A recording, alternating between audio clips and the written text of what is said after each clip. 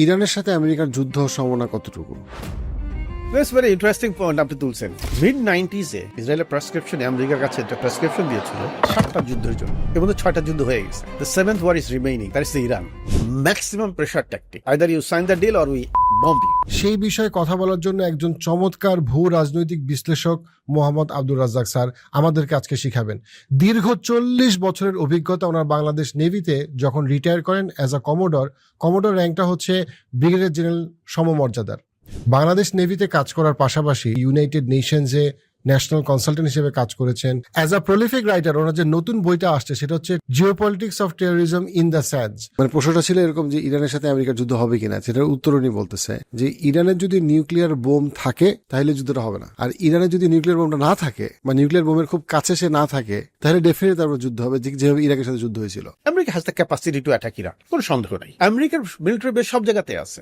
So যদি in case যুদ্ধ বেঁধে যায়, হোপফুলি নট, তাহলে এই দেশগুলো কিন্তু আক্রমণের শিকার হবে। This will be affected. They are under international sanction last 45 years. But আমার কাছে আশ্চর্য লাগে এই 45 years এর স্যাংশনের মধ্যে থেকে মিলিটারি ক্যাপাসিটি যেটা ডেভেলপ করছে, এটা সত্যিকার একটা আশ্চর্যের বিষয়। অ্যাটাক করতে তো কোনো পাওয়ারফুল কান্ট্রি তো কোনো কারণ লাগে না। এদিকে ইসরায়েল গোলান হাইট থেকে আরো সামনে চলে গেছে টুয়ার্ডস দামাস্কাস।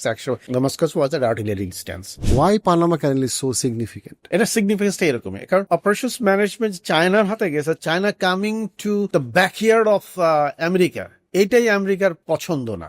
আমেরিকার গ্লোবাল ইমেজের বিষয় আছে। আমেরিকার গ্লোবাল ইমেজ তো অলরেডি একটু 12টা বেজে গেছে। G7 এর সম্পর্কটা কি আগের মতো আছে? পুরো ওয়ার্ল্ড ইকোনমি বা তাদের অ্যালায়েন্স সহ যারা আছে, মৃত্যুদের সহ সবাইকে একটা জার্ক দিয়েছে, একটা ঝাঁকুনি দিয়েছে। আমেরিকা ইউরোপিয়ান ইউনিয়নের সিকিউরিটি স্পন্সর করবে না। তাহলে নেটো শেষ। European union is ডিফেন্সলেস। কেন ইসরায়েলের সাথে টার্কির আসলে কখনোই যুদ্ধ হয় না বা যুদ্ধের কথাটা আসে না? হওয়ার মতো কোনো সিচুয়েশনও ছিল না, সিচুয়েশন তৈরিও হয় না। ইভেন আরব ইসরায়েল ওয়ার যতগুলো হয়েছে সেক্ষেত্রে টার্কি কিন্তু মোটামুটি একটা নিউট্রাল পজিশন মেনটেন করে চলছে। ব্রিক্স নিয়ে যে অপটিমিজমটা তৈরি হয়েছিল সেটাকে অঙ্কুরে বিনষ্ট করার জন্য বা একটু চাপে ফেলার জন্য মেবি এই যে ম্যাক্সিমাম প্রেশার ট্যাকটিক বা ট্রেড ওয়ার যেটা আছে, this could be one tactics.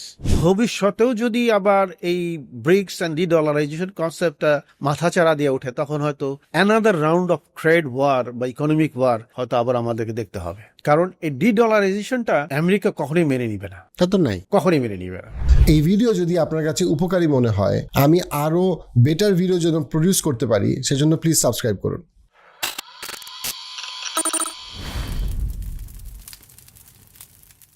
আসসালামু আলাইকুম স্যার, কেমন আছেন? জি ভালো, আপনি ভালো আছেন? এই তো আলহামদুলিল্লাহ। স্যার, আপনার যে 2টা বইয়ের মধ্যে